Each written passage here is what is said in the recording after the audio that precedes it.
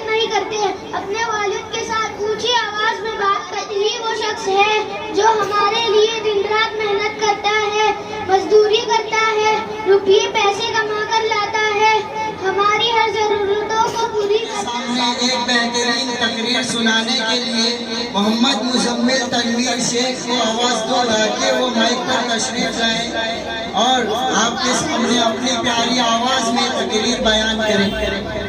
السلام علیکم ورحمۃ اللہ وبرکاتہ ومغفرتہ۔ وعلیکم السلام ورحمۃ اللہ وبرکاتہ۔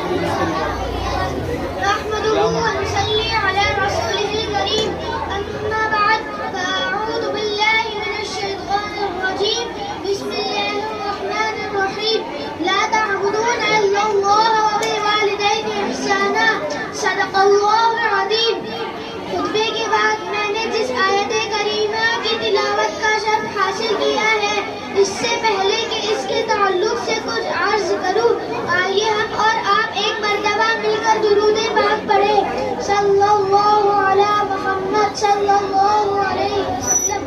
قرآن پاک میں سورہ بقرہ آیت نمبر 83 میں اللہ تبارک و تعالی ارشاد فرماتا ہے، وَلَا تَعْبُدُونَ إِلَّا اللَّهَ وَبِالْوَالِدَيْنِ إِحْسَانًا، صدق اللہ العظیم۔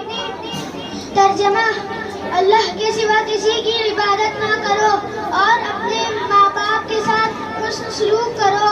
یاد رکھیں، ماں باپ کی خدمت و اطاعت ہر حال میں لازم ہے، مگر اگر ماں باپ اللہ اور اس کے رسول کے خلاف کوئی بھی حکم دے تو ان کا حکم نہیں مانا جائے گا، یہاں تک کہ ماں باپ کا احترام اس قدر لازم ہے کہ فرمایا گیا، اگر ماں باپ مشرک ہو، کافر ہو تو بھی ان کے ساتھ نیک سلوک کرو اور بھلائی سے پیش آؤ، مگر ان کے کہنے پر ایمان چھوڑنا جائز نہیں۔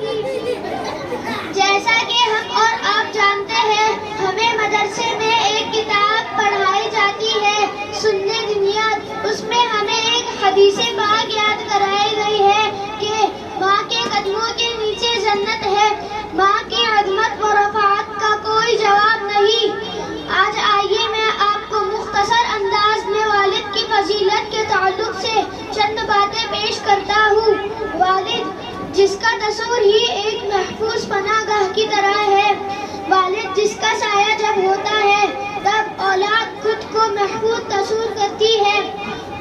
والد ہی وہ شخص ہے جو ہمارے لیے دن رات محنت کرتا ہے، مزدوری کرتا ہے، روپیے پیسے کما کر لاتا ہے، ہماری ہر ضرورتوں کو پوری کرتا ہے، مگر وہ اف تک نہیں کرتا۔ کئی مرتبہ ایسا بھی ہوتا ہے کہ اس کی استطاعت نہیں ہوتی یا اس کا بجٹ نہیں ہوتا، پھر بھی ہم ضد کرتے ہیں کہ یہ چاہیے وہ چاہیے، تو وہ کسی سے قرضہ لے کر ہماری ضرورتوں کو پوری کرتا ہے یا کسی اور طریقے سے ہماری ضرورتوں کو پوری کرتا ہے، تو یہ وہ شخص ہے جو اپنی اولاد کے لیے اپنی ساری زندگی نچھاور کر دیتا ہے۔ نبی اکرم صلی اللہ تعالی علیہ وسلم ارشاد فرماتے ہیں، بیٹا اپنے باپ کا بدلہ کس نہیں اتار سکتا۔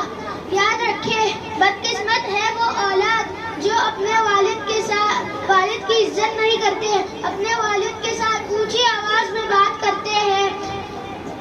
بچپن سے جوانی تک کا تو باپ ہی ہوتا ہے، مگر جب باپ بوڑھا ہو جاتا ہے یا بے روزگار ہو جاتا ہے، تب بچہ کمانے لگتا ہے، تب وہ اپنے باپ کو حقارت کی نظروں سے دیکھتا ہے۔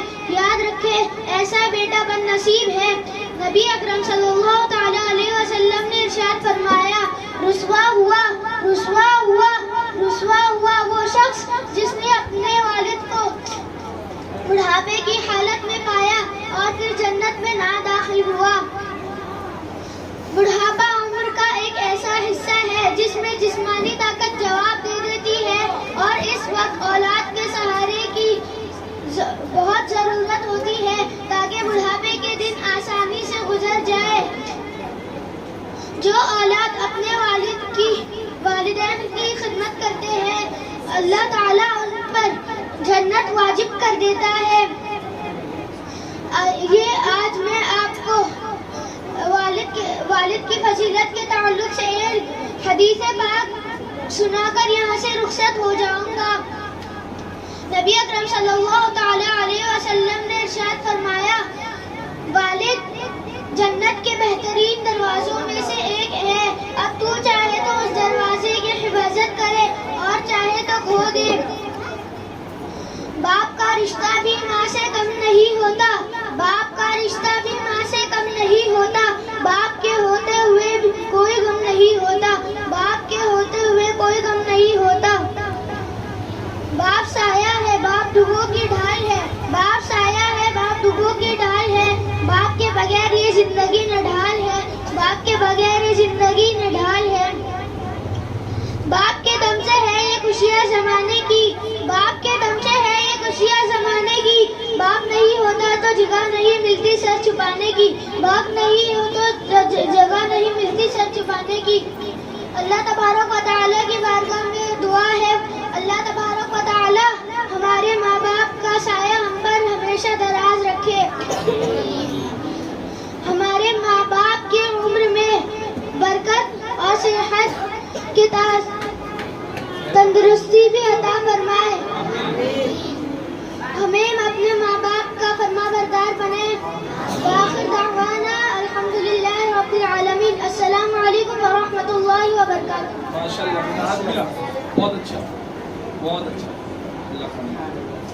تکبیر، نعرہ رسالت، علماء اہل سنت، نعرہ